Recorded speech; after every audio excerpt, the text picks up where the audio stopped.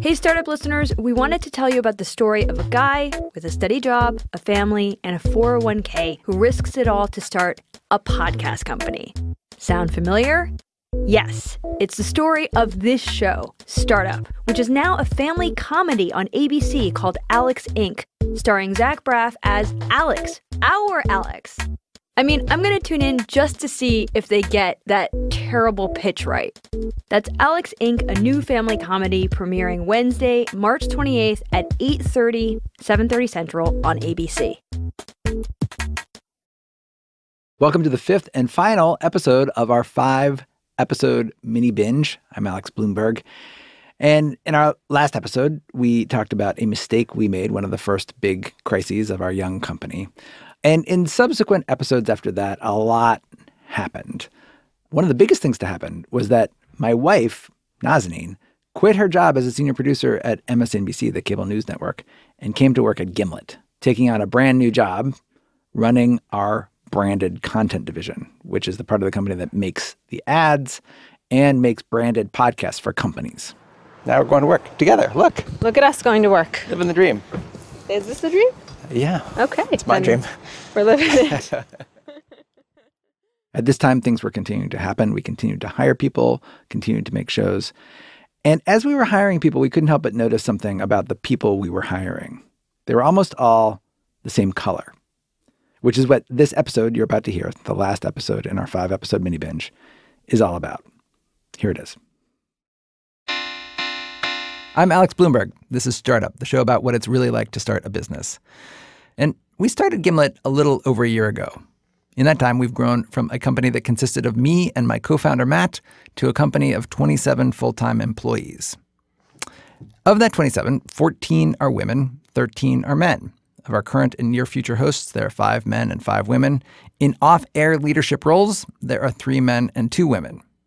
Also, of the 27 total, 24 are white. Only 3 of the 27 are non-white. 2 Asian Americans, 1 African American. We have nobody on staff who identifies as Hispanic.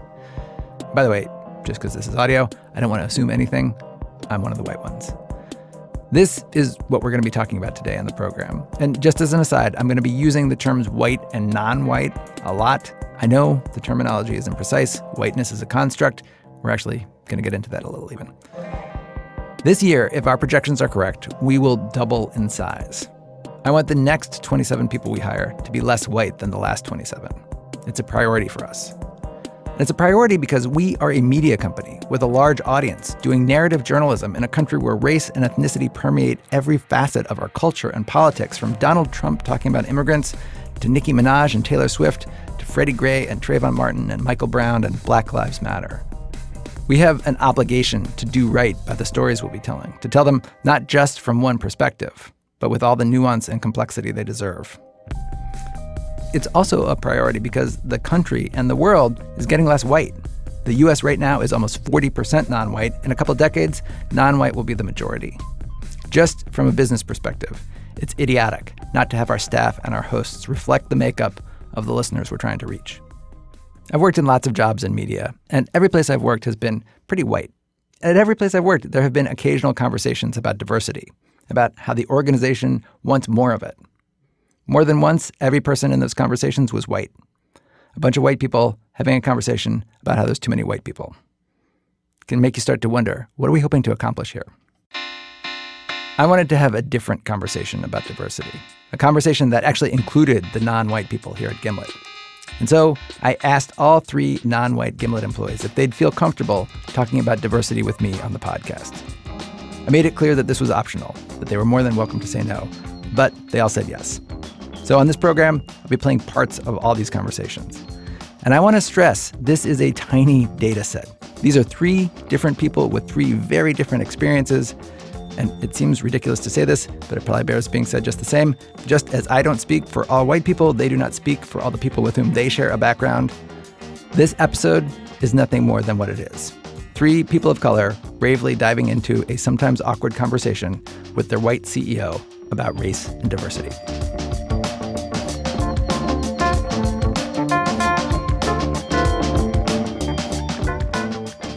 So let's start here. Have you noticed how white it is. Yeah, I am. It's evident. This is Brittany Luce, the host of Gimlet's next show, which comes out in early January.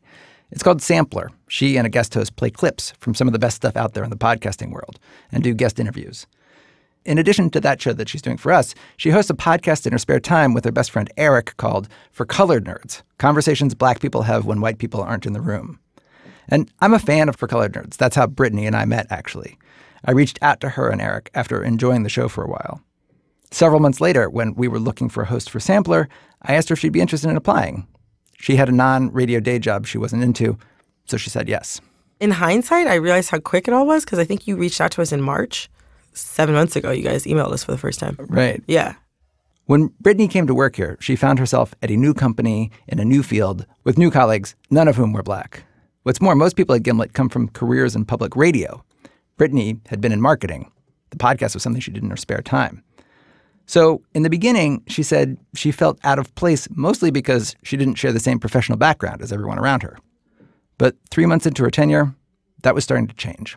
I can see the ways in which I'm different from other people on staff. And, like, it doesn't just have to do with the fact that I'm just not working in radio for the first time. I didn't even want to talk about this, but there's one day where, like, I didn't get a Gimlet guide, which is like this, like, you know, I guess for people listening. It's like this internal program that we have where new hires get matched up with, like, people who've been here for longer. Right. They're the person that the other person can go to ask questions about, like, what the hell's going on here? Where's the bathroom? Whatever. Yeah. And so, like, I don't, like, I can't say necessarily that I was overlooked in any specific, you know, I can't say that for certain. Technically, it was started shortly after I was brought on. Right. But, like, we don't have a large organization. Do you know what I mean? So it's not like, and also, like, I am the only black person here, so you can't, like, miss me. But, like, things like that, or, like, you know, we're figuring out the company roster or whatever. I wasn't on it. You weren't on the company roster? When did that happen? I think it got sent around a couple weeks ago. And, like, you know, if you weren't on it, you just had to, like, write your name. So I wrote my name in or whatever. But it was just, like, I asked for a Gimlet guide the same day that, like, I was left off the company roster. And I was just like, ugh. Like, those things are, I don't know how to describe it. Those things may have been oversights, but, like, weirdly, like, I kind of assumed for some reason that I would be, like, forgotten from it. But, like, I can't necessarily verbalize to you specifically why. Like, I'm used to being overlooked. Do you know what I mean? And, like, it's, like, weird because, like, I feel almost, like, nervous and guilty talking to you about this. Even though I know, like, in my principles, who I am as a person, this is something that I care a lot about. And, like, I have literally your full attention right now, and I can talk about it and I can ask for it, but, like, it still feels very scary. What's the scary part? There's always a fear when talking to white people about race, especially white people that help you pay your bills. Yes. That, like, you'll turn them off, that you will scare them, that you will offend them, that you will upset them. That's, like, a very serious fear that I cannot help but have. Right. Yeah, like, it makes sense not for me not to talk to my boss about this. Strangely enough, I've been encouraged today, but well, I think it's like, you know, with the Gimlet guide thing, I want to be like, oh, that had nothing to do with race. That was just this oversight, you know, like all that sort of stuff, right? And that may be true. That's probably true. Yeah. But I also feel like the only reason I want to do that is to make myself feel better. Yeah.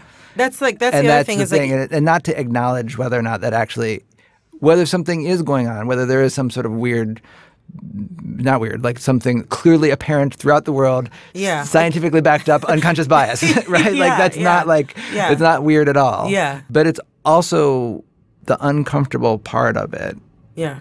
And this may be too big a reach. So let me, I'm here. But I feel like the uncomfortable part about it is that by bringing that up, you're saying that maybe you guys are racist in some ways. Well, I understand what you're saying. Keep going. I'm sorry. I'm sorry. Not that you're saying like you're racist, like in that way, but like either it was an oversight or there was something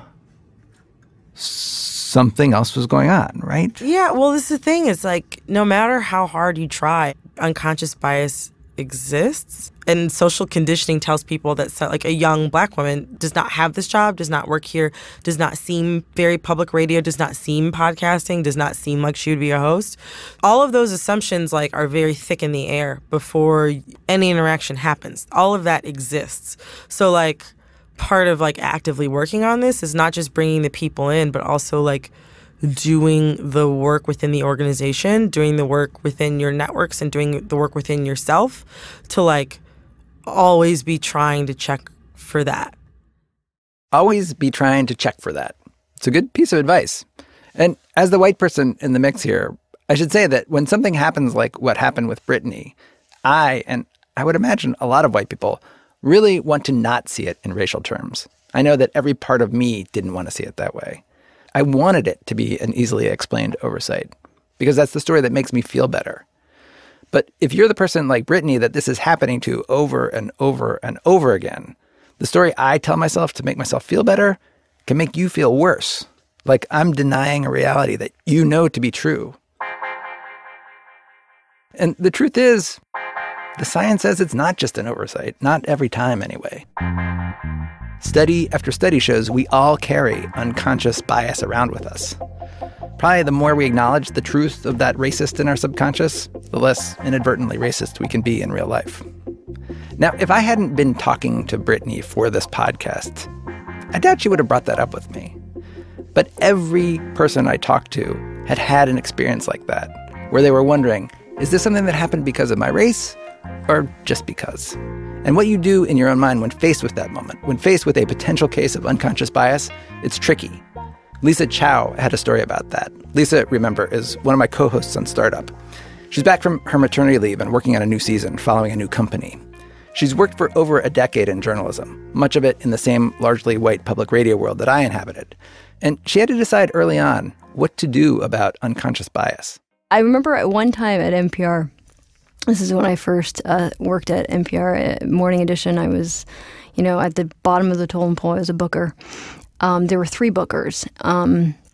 And I had been assigned to cover business. Mm-hmm. And business was kind of like the bottom of the totem pole segment. And no one listened to it because Marketplace covered it up most of the time for most stations. And there was another producer who was not white. And she pulled me aside. She's like, okay, see those 2 other bookers? They're white. The senior editor who's managing all of you is white. They're getting assigned to these other segments that are kind of more important, and you're assigned to the business segment. And so why do you think that is? And I remember thinking, like,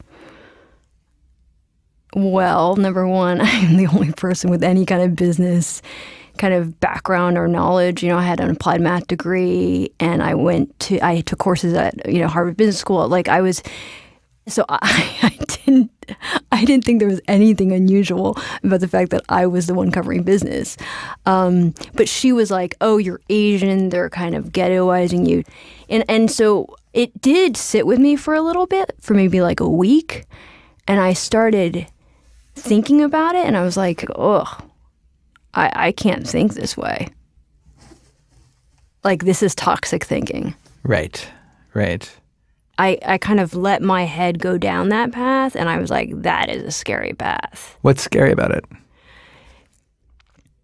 I think the dangerous part is that I could see it creating resentment, frustration, anger, hatred, and then not feeling motivated.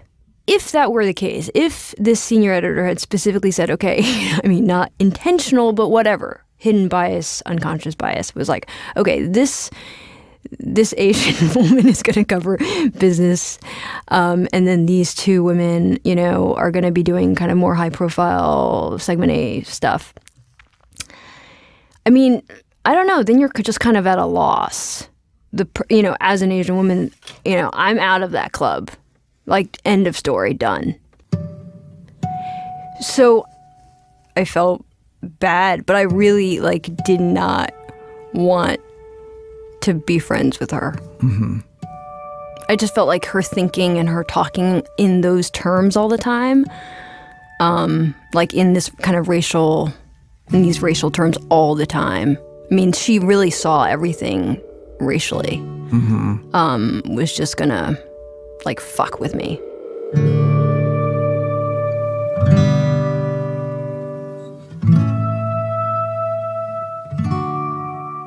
One other place where the question, is this because of my race, can crop up is when you're hired. When the job offer was made, I remember thinking, is it because I'm good or is it because I'm a brown woman? Like, is that one of the things that's giving me a leg up? This is Reply All producer Shruti Pinamaneni, who's Indian. She's talking about when she was hired here at Gimlet. I think I'm a good producer, for sure.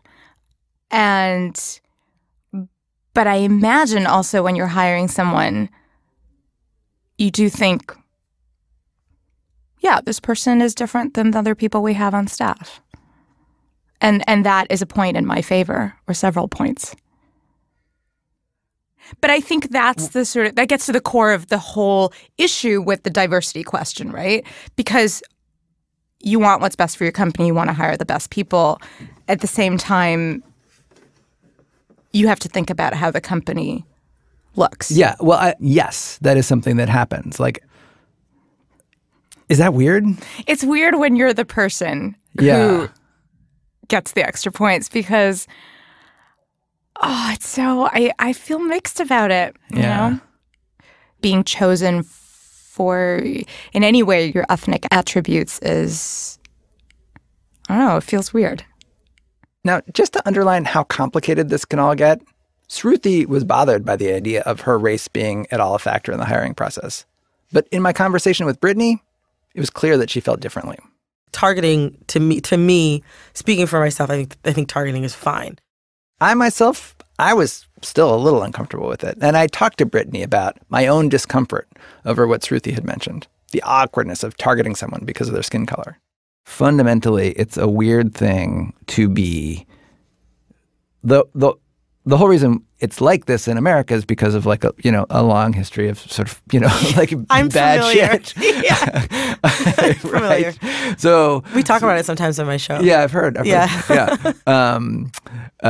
And the long history involved, white people looking at other and non-white people and judging them by the color of their skin. Yeah. Right? Like that's like sort of the fundamental problem is sort of like whole groups of people were disenfranchised, not seen as fully human because of their background or the color of their skin. Yeah. Right? Yeah. So that's the fundamental problem. Yeah. And then one of the major issues, Yeah. And then to try to sort of like make one small sort of attempt to sort of fix that problem in your organization involves targeting people because of the color of their skin in a certain way. You know what I mean? And not in that so bad. Yeah. Yeah. I think that a great deal of the people who feel uncomfortable about that are probably white people, though. Right. Because I don't feel if I don't feel uncomfortable with anybody targeting anything. That doesn't I mean, like there's one thing targeting is one thing, tokenism is another. Right. You know what I mean? Yes. Yeah.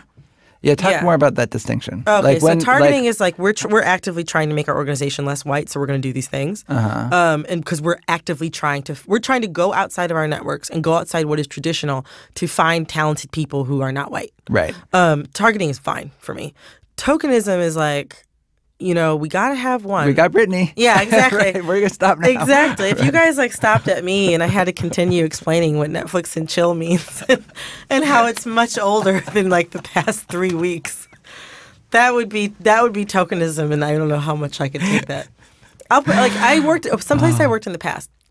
I was not on the executive team. I was like on the manager. I was like, mid-level manager, but I wasn't on the executive team. And they were redoing their website and they were trying to like figure out who from the executive team is going to have their photos on the website. And it was suggested that my photo be on the website. And I knew why. Do you know what I'm saying? Like I knew why. It's because like there weren't enough people of color, right, let alone black people on the executive team to like make the website look diverse enough where somebody might want to work there. Yeah. So like they like stuck me. There's no reason for me to be on that website. There's no reason for me to be on that website, but I was there. A lot of people they hit tokenism and then they stop. Right. Yeah. That's a really good It's you should coin that. Yeah, that's like totally yes, that's a Medium post right there or something. Yeah, targeting versus tokenism. Yeah, remember that. I'll remember Trademark it. That's good. Yes, I should. Clearly, Shruti's experience as an Indian woman and Brittany's experience as an African American are very different, officially different even. When colleges recruit minority students, they'll often subdivide them into minorities and underrepresented minorities, which is usually Black, Hispanic, and Native Americans. And, of course, it's insane to be lumping all non-white people into the same diversity bucket, or to be lumping people into buckets at all. But most corporations and other large organizations who are trying to look more diverse will make do with anyone who can possibly count as diversity. This comes up in our household, frankly, because my wife, Nazanin, has been the subject of some of these conversations at other places she's worked. She's been asked to be in public pictures for the organization she's worked at. People have wondered aloud whether she counts as diversity. And we don't even know ourselves where we come down on the question of whether or not we're in interracial marriage or not. On those official forms where you have a box to check for race, sometimes Nazanin writes white, sometimes she writes other. I cannot tell you on a day-to-day basis how she will answer the question. On the one hand, of course, she's not white, at least not the way I am or the way the white people she grew up around in a very white suburb of Minneapolis were white. She's an immigrant. Her parents spoke a different language, made different food, thought the American practice of sleepovers was insane, that your kid would spend the night unsupervised in some stranger's house. Who does that? Nazanin was the only one of her classmates that had to go to her own parent-teacher conferences in order to translate what her teachers were saying about her. On the other hand, Iranians, Persians, many of them check the white box without thinking about it. And when our children are grown, I'm pretty sure that's the one they'll check too. And anyway, Nazanin's experience growing up is vastly different than an African American's experience or a Hispanic American's experience. Here at Gimlet, we ended up, for the purposes of this story, not counting Nazanin as diversity. On the day we were tallying things up, when we asked her if she was white, she said yes. And Sruthi Pinnamaneni and Lisa Chow, they feel a lot like Nazanin. As Asians, Sruthi and Lisa are officially in a different ethnic category, but they each told me that they felt their difference actually benefited them in the workplace. In other words, it was a point in their favor. And yet they did recognize that they bring a different perspective than the white people here at Gimlet, and that different perspective is valuable. Here's Sruthi. There's one time I can remember where it came up in a way where I thought, oh, that's why we need to have more hosts who are of color or women, where it felt as if being a white man was something that how should I put it? I don't want to say negatively affected the story, but I did feel as if it held the story back. Which was that? So it was a story that we did that involved This is on Reply All. This is on Reply All. Yeah. So it was on a story that involved race. And the guys were interviewing a woman who was not white. And there were moments where I wanted them to push back a little bit. I was thinking, like, this is the question that I would ask. And they didn't. And so afterwards, I said, hey, why didn't you push back a little bit on this idea or that one? And they were like, are you kidding me? Can you imagine, like, two white dudes, like, interviewing a woman of color and saying, like, disagreeing with her, really? And I could see that. I was like, oh, right, you would be the assholes, and the internet would hate you, and only a person who, I could do that. Sruthi also echoed something that Lisa Chow told me, that the more diversity you have at an organization, the less uptight it has to be around the issue of race. If there's just one or two people of color, there's this weird dynamic. The people of color might just keep their heads down, speak super carefully, for fear that one of these white people is going to say something accidentally offensive. And then there's a whole bunch of white people speaking super carefully for fear that the people of color are going to make them feel bad for saying something accidentally offensive. But Lisa told me that the one time she worked in a newsroom where the ratio was a little bit better, having a few more people of color, it relaxed the entire conversation. Race didn't have to be something you tiptoed so carefully around. There were a few producers and reporters who were people of color, and I don't know. It's just like the banter between us was not that it was like fundamentally different from the banter between like me and someone who is white, but there's like maybe a little bit more freedom you can have in the sense that like I know he or she is not going to take offense by things. I don't know. It's like I don't have to be as buttoned up on certain issues. Like we would just make fun of each other and trash talk each other in a way that like a white person probably couldn't do that with like another, I don't know. Do you know what I'm saying? Like it's The freedom to make an ethnic joke and not have it become a human resources issue.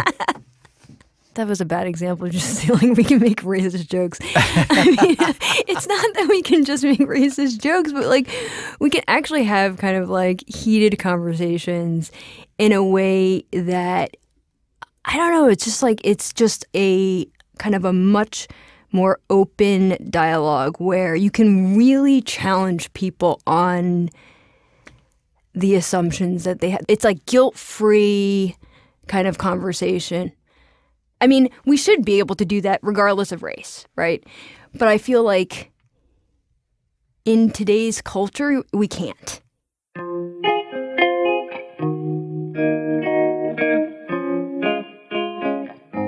But the freedom to be more honest and open in the workplace, it can also lead to more conflict in the workplace. That's another thing the research says. More diverse workplaces come up with more creative solutions to problems. They also fight a little bit more.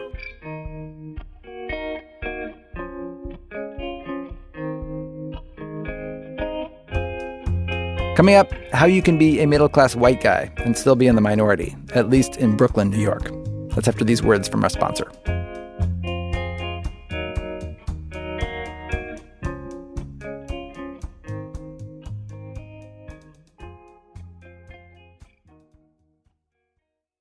This episode of Startup is brought to you by Fortune Favors the Bold, a new branded podcast from MasterCard and Gimlet Creative about the unique and changing role that money plays in our lives. The latest episode asks the question, what would a cashless society look like? It's a big idea, and Fortune Favors the Bold breaks it down. Like, what are the actual costs of using cash beyond the ATM fee?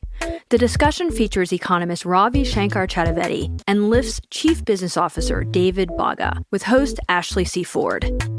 You take the business perspective, cost of handling cash, closing the cash register day in and day out, sending it to the bank, and so on and so forth. That's cost. Pilferage. 21%. That's a cute word. I like that you call it pilferage and not stealing.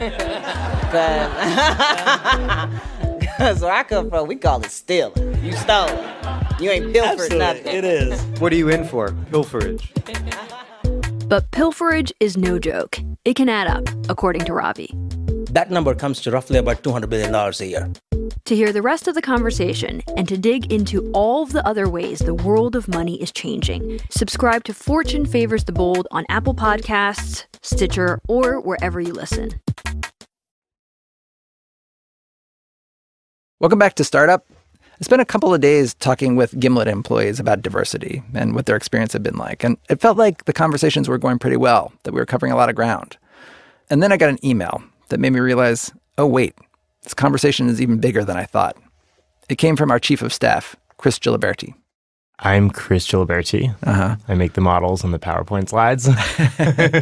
So we're doing this episode on workplace diversity. We had not talked to you initially. And tell me how you felt about that. Oh, okay. Well, so no, I just was wondering what the scope of the conversation around diversity was because I hadn't been talked to. And up until very recently, I was the only LGBT person on the staff. So I thought, okay, like, is that something that's coming my way or not? Yes. So adding LGBT to the diversity equation, we have 2 openly gay men on staff, but there might be other people who aren't out. One thing that's different about sexual orientation diversity, race, it's something that's often publicly apparent. Sexual orientation maybe isn't. If you're an LGBT person on staff, but you're not open or out, you might not like integrate with the community because like even though nobody knows, like you just might internally feel uncomfortable. Right.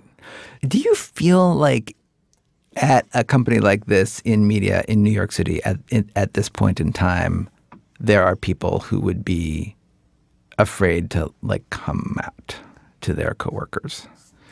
Oh yeah, for sure. Because I mean, because it's such a personal thing, right? Not because like Alex Bloomberg is going to be homophobic. That wouldn't be the fear, right? It'd be that like when you do that, yeah, sure, Alex is cool, but like, what if he tells somebody, and then what if my parents find out? It's like this whole like personal world of considerations, not necessarily like this place not being safe. Now, as Chris and I were talking, something happened. We were going deep, as you can do in conversations like this, into the definition of diversity. And at a certain point, I said this. One of the other things that I think about, and I wonder what your thoughts are around this. Like one, like diversity gets mentioned a lot, and like one of the ways that it doesn't get brought up, and this is something that I'm wrestling with too, is like, I bet you if you were to survey the staff, and this includes anybody that we'd bring on, any people of color, and the vast majority of the staff is sort of like politically liberal, cosmopolitan and leaning, sort of like Brooklyn-based, you know what I mean? Like we are not at all culturally diverse, I guess, if you want to say, or sort of at least, I don't know, religiously diverse, politically diverse. We don't have any evangelicals on staff, I don't think. Maybe we do. I don't know. Yeah. I don't really think so. And that's a huge part of the population. You know what I mean? I don't think we have anybody who could name one NASCAR driver. I don't think you know what I mean? The conversation continued. Chris is on the business side. He and I were musing about the business implications of religious podcasts. There are a lot of them. Is that a business we'd ever want to get into? And if so, what would that mean? And at some point, Chris said we probably would want to do some real hard thinking on who our audience is and who they're not. And if we decide, based on audience research, that evangelicals are not a group we want to focus on, maybe we discard them, meaning maybe we don't put them into our strategic planning as a core audience that we want to build. Then we finished the conversation, and I asked my producer, Eric, if there was anything that we'd missed. Hey, Eric, is there anything else that we should say? Eric had been doing what a producer does, listening to the conversation the entire time outside of the booth through headphones. And he came in and asked if we could turn on a mic for him. I was sitting outside the studio listening, as is my job for these things. And you guys started talking about religious diversity in the workplace, which was fine and interesting. But you started talking about basically writing off populations, essentially, because we just have to decide, like, who are we going to... What are we going to value as a company, and who are we going to target as our audience member, and what are we going to develop content around? And like that worried me a little bit when you guys started talking about that. Alex, you said, I don't think we have any evangelicals on staff. I grew up going to the Evangelical Lutheran Church of America, and I am still a practicing Christian, and I go to church every Sunday. I have a life group that meets in the middle of the week, and half of us are startup listeners. Oh, cool. Mind you, a lot of startup fans. That's amazing. Okay, so that's terrific. Right, I can also name a couple NASCAR drivers. Yeah, I was pause Thank that. God we have you on set. There we go. When you heard that pause, I was like, actually, I bet you Eric can name some NASCAR. But I think I don't know that you want to cater to people who have the same beliefs as Rush Limbaugh. Like you don't want to cater to like radical beliefs in any sense. Like that's not what we're trying to do. But like something like 71% of Americans identify as Christian. And that's like large, there's a large variety of Christian out there. How many people in the office know that you go to church every Sunday, do you think? Probably a handful. Do you ever feel strange telling people? No less than 3 times did I like stand up from my desk outside with my headphones on, listening in, think about knocking on the door, and then like, no, I'll sit back down. When you said, I don't know if we have any evangelicals on staff or anybody you can, I almost like walked around almost to the window here so you could see me, thought about waving, I'm like, no, not right, not right. I guess there's always a tinge of discomfort. Like there's always a little bit of discomfort when it comes up. And what is that discomfort? Are you worried about like incurring judgment in some way or another? Is that something that you're worried about? I guess there's a fear about not being taken seriously to some extent because you believe in something that like some very smart people discount as complete hokum, that you are therefore associated with that, As a Christian, for me at least, there's a feeling of responsibility to be open about your faith and to not cower when it's easier to cower because it's much easier to deny Christ. It's much more comfortable. Right.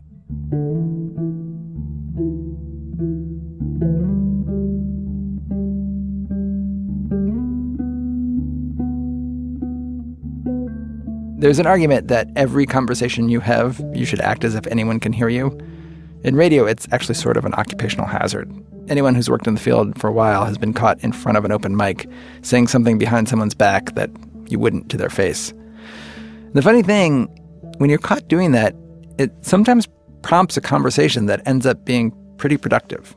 But see, this is so interesting because this is like, you asked me whether I would ever be nervous or anxious that I would overhear something that I wouldn't like, or if, you're not out in the workplace, like maybe someone would be make a homophobic joke. I think there's way less risk of that here in this particular environment than someone saying something that would be really offensive to Eric. Yeah. Do you agree with that there's more of a chance of that happening here than... That it's harder for you to come out as a Christian than it is for you to come out as a gay person? In this particular environment. Or, I mean, not that there should even be a comparison, but like that there's No. One of my jobs, several years ago, we were interviewing a candidate, and I was down in Virginia, and the candidate came down from the Northeast, and they asked, is this a pretty conservative place? And I'm like, well, actually, this is like a very liberal town in a very conservative state. And this person was like, oh, that's good because I'm gay and I don't want to get hate crimed. Which is like not a thing I've ever thought. I didn't think I was going to come to Brooklyn and get hate crimed because I'm a Christian, right? Right. Yeah. And that way, like the struggle is not the same. Right. It is not the same, and I recognize it's not the same, and I feel weird bringing it up in that regard. As the gay person in the room, like I'm saying, like I think it's as important, and I don't know how you quantify level of importance. Like yes, like I'm more likely to get hate crimed in certain parts of the country than you are, right? That's true. But like at the end of the day, it's all very individualized, and I think that all of these things are really important. And I think that's why it's like always really important to just go back to the core objectives of a diversity strategy. And if it's to make sure that people feel comfortable in the workplace, I don't think that there's any difference in the magnitude of the conversation about religious diversity or LGBT diversity.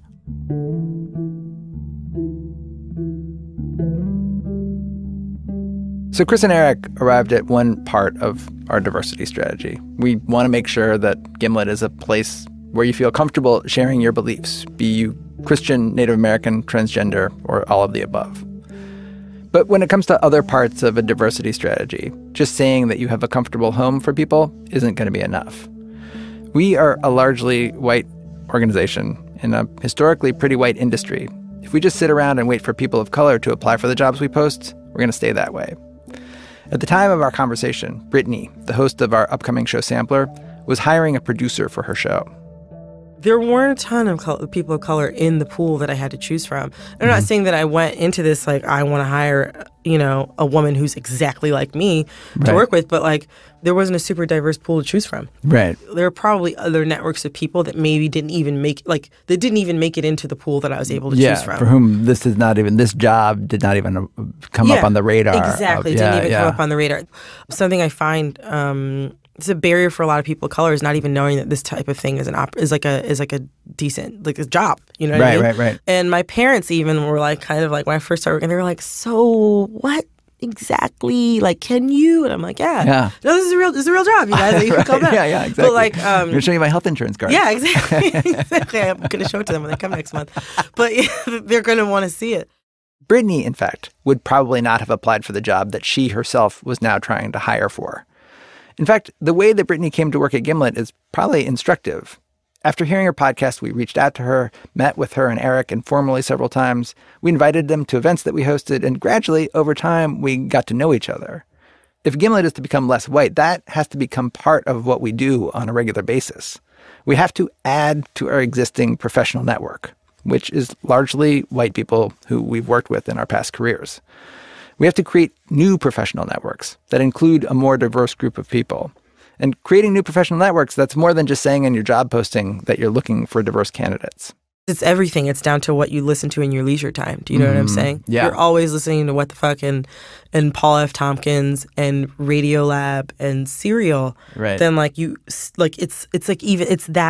that small. Yeah, I know. I know. It's a lot. Is your head hurt? No, I mean it doesn't hurt because I feel like So I think that's clearly one of the things that we're thinking about is sort of internships, like targeted internships, like trying to like just sort of like going and recruiting at places, just not like just putting the signal out there, but like actually trying to find. Yeah, I'll go.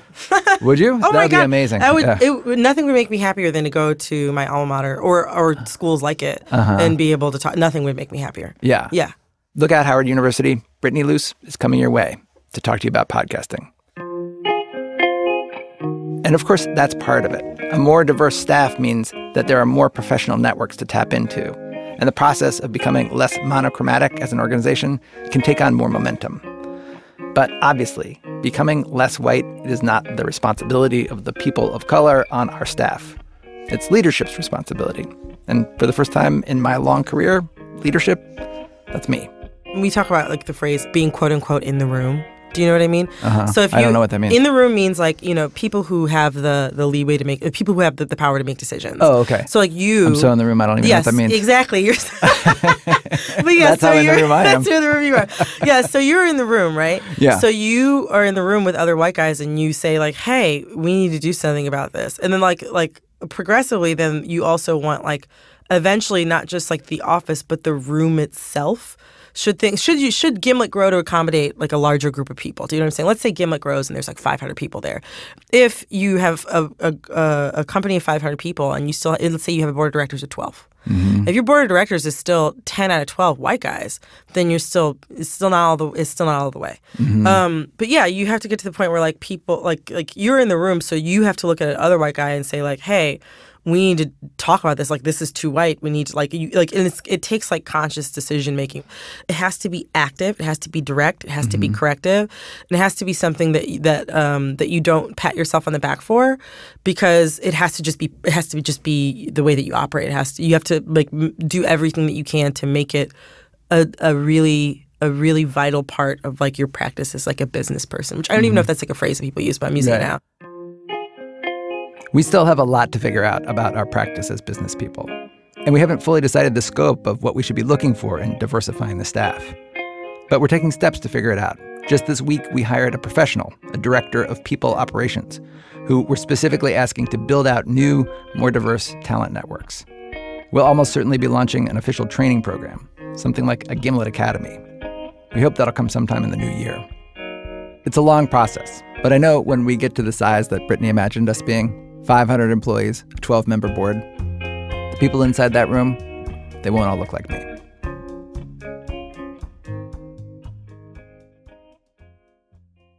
Hello again from the present. It's me in 2018. Since that episode aired, we released another Diversity Report episode about a year or so later, talking about the ways that we'd made progress and how much we still had to do. It's a continuing conversation here at Gimlet. For now, I'll just give a quick update of where we are. We now have over 100 people on staff. 67% of our workforce is white. 12% is Black, 7% Latinx or Hispanic. Also, 18% of our staff identifies as either LGBT or Q. So progress, certainly since that first Diversity Report episode. But much of our diversity is concentrated in more junior positions inside the company. Among managers and leadership, we're still much whiter, a lot less diverse. So we continue to make headway, but we also continue to have a long way to go. As I said, this was the last episode in our curated 5-episode binge. There is lots more to listen to if you like what you heard. There's a bunch more episodes of StartUp about Gimlet, a bunch more episodes about other companies as well. After we finished the first season of StartUp, we hired another host, the amazing Lisa Chow, who started doing seasons on other startups, not just Gimlet. That's all available to you right now by going backwards in your podcast feed right there on your phone or by visiting our website, gimletmedia.com. And for this final after show, we thought it would be fun for my co-founder Matt and I to come into the studio and talk about the thing that prompted this mini binge in the first place, the release of the ABC family comedy Alex Inc., which you can tune into if you're interested, 8:30 Eastern, 7:30 Central, Wednesday evenings on ABC. My producer Luke interviewed the two of us about what it was like for us to have famous actors playing us on a network television show. And we're going to play parts of that conversation. A quick heads up, there is some light swearing in this conversation, so you've been warned. As we were setting up to start talking, Luke mentioned to us that he had just rewatched the first episode of Alex Inc. I was watching it again this morning, and it seems insane that a story about a podcast company. I feel like seeing it when it works, but on paper, I'm like, what does that look like? I know. Well, every time, I mean, I will say this, like no one believes in the future of podcasts more than I do, right? Like I literally have bet my entire, professional career on podcasts going mainstream, becoming much more ubiquitous, a completely mainstream habit. And yet, every time Zach Braff says podcast on this like network family comedy, it just feels so weird. And then I don't know how to prepare for it. Like that's my main thinking is sort of like until it's out in the world, I have no idea if how many people are gonna watch it. Is it gonna make a splash? Is it gonna be world altering for us, or is it gonna be like, oh yeah, there's a thing out there and it's based on you guys, and you get like a couple articles written and that's that. That's the thing I don't know. How do you feel about it, Matt? Yeah, no, I agree. I don't either. I mean, I think it's going to be a very big. I think it has the potential to be a big deal for the company. I think it could be a very big deal for you. Mm-hmm. I think this is like your TED Talk moment. If you ever wanted to give a TED Talk, now's your time. 5 years after TED Talks mattered. But I think I don't know. If the show does well, I think you're just going to be getting tons of like attention and requests and that's cool. Yeah. Is that cool? Like you're excited by that, or is it a bit daunting? I mean, you've got a job here, and this could impact that positively and also negatively. Good reminder. You have a job here. For now. I mean, if I'm making that sweet TED Talk money. I don't like. Well, I mean, obviously, like some part of me likes attention, right? Like I chose this career, and I like sitting behind the mic, and I like talking, so I like attention. But I don't know. You said that it could be huge, but it's like hard to imagine. Like, what does that mean? And I think it's partly because like my life still feels in some ways pretty surreal. Like I still wake up fairly regularly, and am like, holy shit, there's like 100 people that work at Gimlet now, and like 3 years ago there was nobody. So my life in general feels a little surreal still, and so this just feels like another sort of like surreal cherry on top of an already surreal sundae. And I think also part of what makes it surreal is just seeing the early days of Gimlet recreated on the TV show, Yeah. Like the scene at the office, just the wildness of all these different companies bumping up against each other in this small space. In this incubator space. In the incubator space, and people working on weird projects. Mm-hmm. That's right. It was an open plan office in which we had just a desk, and like much like in the show. The sense of tension about like in the early days of the company, like you're I can't remember if this is your metaphor that you used, but you're like a cell that hasn't divided yet. And so every suggestion that someone makes, every decision that has to be made, every fork in the road becomes so magnified. And so when like there's an investor character who comes in, not Chris Sacca, but someone else who comes in and starts making suggestions, and it becomes this like huge identity crisis for the company. And that's how it felt early days when you'd have a decision. It felt like if we make this decision wrong, like it's going to change the course of the company. So like the tension and stakes around that felt real. A lot of the Alex characteristics felt real to me. Honestly, I actually think they captured your character pretty well. I mean, it's exaggerated. Yeah. It's exaggerated, but the fundamental thing about a person who has a vision, who's driven by this idea of what radio can do for people, who's a little bit afraid of conflict and wants to say yes to people and is optimistic about other people, and that gets him into trouble, like that rang very true to me. Yeah.